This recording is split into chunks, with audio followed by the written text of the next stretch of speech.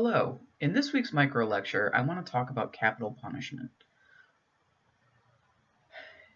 One of the most contentious issues in justice is capital punishment. Capital punishment is also known as the death penalty, and it's legal in Texas, but it's far from being resolved. In this micro lecture, I want to present both the pros and the cons of the death penalty, and I want you to decide which argument you find most compelling. First, we'll start with the pros. One positive aspect of the death penalty is that executions are expensive because they're delayed by frivolous appeals. This argument reasons that if we got rid of the appeals, the price of the death penalty would decrease. That means it would cost the taxpayers less money. Another positive aspect is that not executing people can cost lives.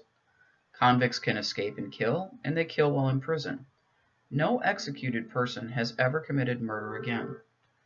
New scientific techniques, such as DNA testing, make the system less accident-prone. Yet another positive argument for the death penalty is that social science studies are inconclusive as to whether the death penalty deters crime. In addition to that, proponents of the death penalty point out that a main purpose of the death penalty is retribution and not deterrence, so it doesn't really matter if it deters crime. What matters is that it provides a way to balance the scales, as it were. Another positive aspect of the death penalty is that forcing a murderer to pay for his or her crimes with his or her life is not wrong. It is justice. Another argument in favor of the death penalty is that the majority of Americans believe that killing is sometimes justified, as in the defense of the country or to punish murderers.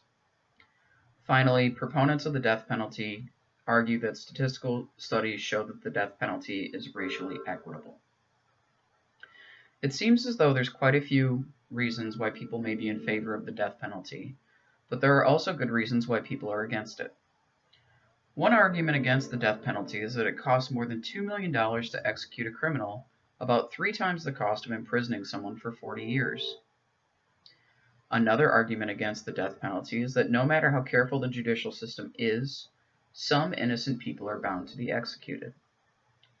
Another argument against the death penalty is that it does not deter crime. Another argument against the death penalty is the belief that 2 wrongs don't make a right, that killing is always wrong, and it doesn't matter if the killing is done by an individual or by the state. And finally, people argue that the death penalty system is racially biased.